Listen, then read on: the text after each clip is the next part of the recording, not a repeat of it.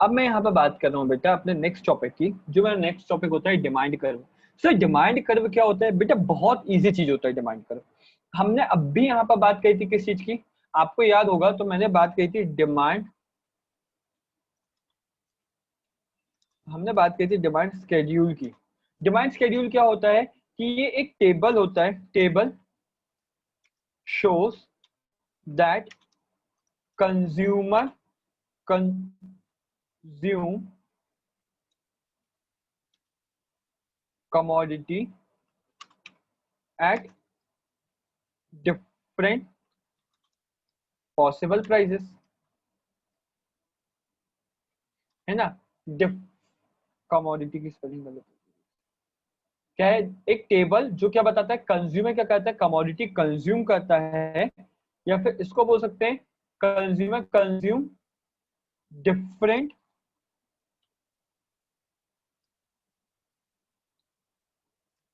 Quantity of commodity at different possible prices, है ना। और यहाँ पर मेन फोकस मैंने किस पे रखा है बेटा?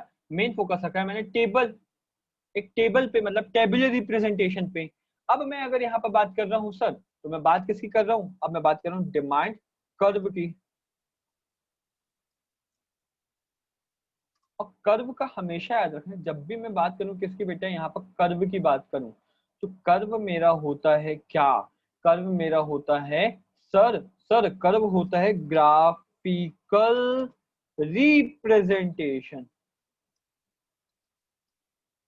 किसका ग्राफिकल रिप्रेजेंटेशन बेटा? एक ये ग्राफिकल रिप्रेजेंटेशन होता है of consumer which shows that different quantity of a commodity. ऊपर ही वाला सेम सेम क्या बोला कि different quantity of a commodity will be demanded at different possible prices, है ना, at a given period of a time, मतलब एक समय के अंदर। मतलब अगर आपने ये जो स्केड्यूल होता है, इस स्केड्यूल को अगर आपने सर इसको किस में आपने टेबल फॉर्म में दिखाया, तो ये क्या बन जाएगा मेरा? ये बन जाएगा मेरा क्या? ये बन जाएगा मेरा डिमांड स्केड्यूल। अगर इसी को आपने किस में दिखा दिया, अगर इसको आपने दिखा दिया किस में, ग्राफ में, अगर आपने ग्राफ बना के दिखा दिया, तो ये क्या बन जाएगा मेरा? डिमांड कर्व बन जाएगा। तो देखो यहाँ पर क्या है, बहुत इंपॉर्टेंट। और बेटा ये अगर आपको सिर्फ इतना याद रखना, आपको वर्ड से ही खेलना है, आपको सिर्फ और सिर्फ दिमाग में बैठानी है किस चीज की बात, आपको सिर्फ और सिर्फ बैठानी है उसकी डेफिनेशंस बैठानी है। डेफिनेशंस कैसे बैठाओगे? आपको सिर्फ क्लियर रहना कि डिमांड होता क्या है, और कर्व और स्केड्यूल जैसे होगा वैसे आ जाएगा। स्केड्यूल मतलब टेबल फॉर्मेट, और कर्व मतलब क्या होता है? आपका ग्राफिकल रिप्रेजेंटेशन। अब देखो क्या बोलता है कि देखो the graphical representation of demand schedule. आपने डिमांड स्केड्यूल को, ये देखो यहाँ पर मैंने बोला ना, ये डिमांड स्केड्यूल को आपने अगर आपने किस में दिखा दिया, आपने अगर ग्राफ बना के दिखा दिया, आपने अगर उसको कैसा टेबल की जगह अब किसको दिखा, कैसा दिखा दिया आपने? ग्राफिकल दिखा दिया, तो ये क्या बन जाएगा? आपका डिमांड कर्व बन जाएगा। देखो of demand schedule showing how quantity demanded of a commodity to its own price, in in simple word we can say that demand curve shows, देखो क्या बोल रहे हैं यहाँ पर, demand curve shows the relation between, बहुत important चीज है ये, मार्क कर लेना, price and demand of a commodity. ये रिलेशन बताता है, या फिर डिमांड हमेशा रिलेशन की बात करता है, किसके बीच की? प्राइस की और डिमांड की।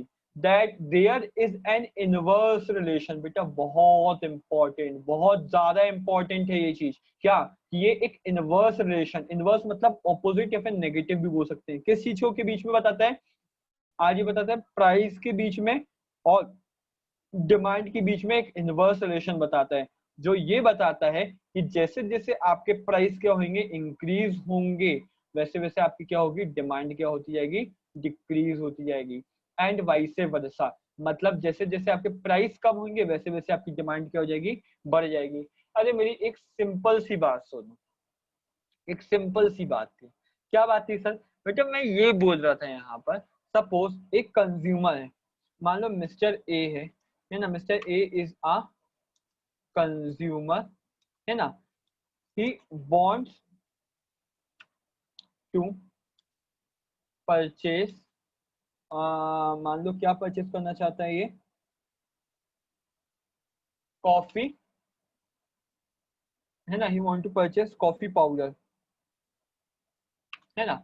अब अगर यहाँ पर देखो कॉफी पाउडर की अगर मैं बात कर रहा हूँ, तो मान लो यहाँ पर मैं लिख देता हूँ, क्या चीज लिख देता हूँ यहाँ पर लिख देता हूँ प्राइस, ठीक है, यहाँ पर लिख देता हूँ क्वांटिटी, क्वांटिटी डिमांडेड। अब मान लो कॉफी जो चल रही है, कॉफी पाउडर, आज एक बात बताओ, आज कॉफी पाउडर जो है वो कितने की बन रही है, मान लो उसको मिल रहा है 100 रुपीज का, तो वो कितना खरीद रहा है, आज वो 10 खरीद रहे हैं, 10 क्वांटिटी ऑफ कॉफी पाउडर का, एक वो पूरा क्या बोलते हैं जो कॉफी पाउडर का बॉक्स आता है डब्बा, वो खरीद रहे हैं।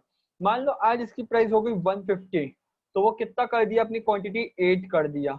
वैसे क्या हो गया, मान लो क्या हो गया, आज उसकी फिर कमोडिटी का प्राइस क्या होगा, मान लो 180 हो गया, तो उसने 7 का कंज्यूम करना, 7 बॉक्सेस खरीद रहे हैं, 7 यूनिट खरीद रहे हैं, मान लो वो हो गया 200, तो उसने कितना 5 खरीदना चालू कर दिया।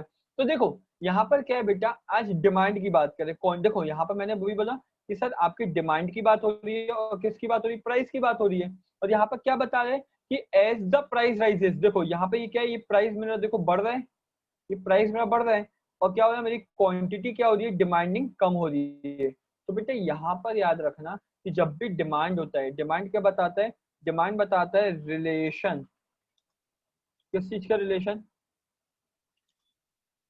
Between price and demand. और ये रिलेशन कैसा है, रिलेशन जो होता है वो कैसा है, रिलेशन है हमारा इनवर्स। इनवर्स मतलब इफ नहीं, अपन लिख देते प्राइस हाई, तो उसका इम्पैक्ट क्या होगा, लो डिमांड। और अगर, है ना, प्राइस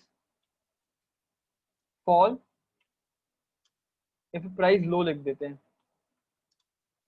है ना, तो क्या आएगा, हाई डिमांड।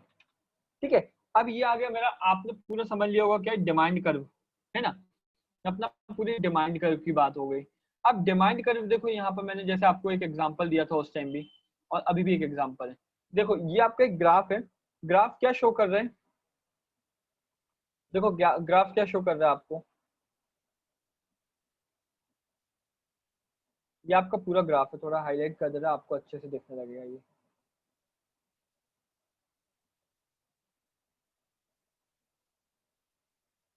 ये आपका ग्राफ है। यहाँ पर आपको क्या दे दिया है बेटा, ये आपको दे दिया है प्राइस, और ये आपको दे दिया है डिमांड। सपोज ये प्राइस है 5, है ना, और ये डिमांड की क्वांटिटी जो है, ये मान लो 5 है प्राइस, और ये हो गई 10। यहाँ पर डिमांड मान लो कितनी है 5, और ये हो गई आपकी कितनी 10। देखो कितना सिंपल बता रहे हैं, अगर मेरी प्राइस देखो कम है, आज 5 रुपए कम है, मतलब 5 रुपए है प्राइस, तो देखो इसकी डिमांड क्या है, ज्यादा है। ये देखो आपका डिमांड ऐसा ज्यादा है, सीधा सीधा सीधा सीधा।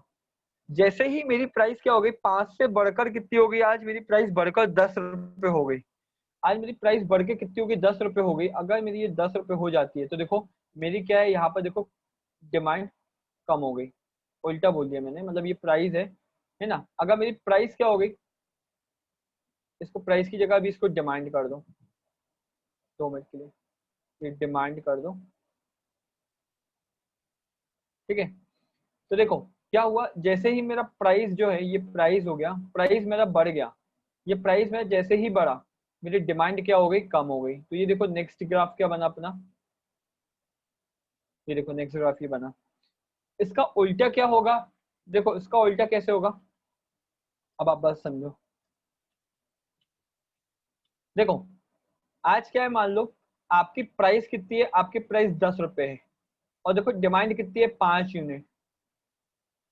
जैसे ही मान लो सपोज आपका क्या होता है, प्राइस कम हो जाता है, आपका क्या होता है, 10 रुपए से अगर प्राइस कम होकर 5 रुपए हो गया, तो देखो आपकी डिमांड ऑटोमेटिक क्या हो जाती है, बढ़ जाती है। तो यहाँ पर क्या है बेटे, सिंपली बात बताऊं, इनवर्स रिलेशन होता है किसमें, प्राइस में और डिमांड ऑफ अ कमोडिटी में, ठीक है, ये होता है डिमांड कर्व।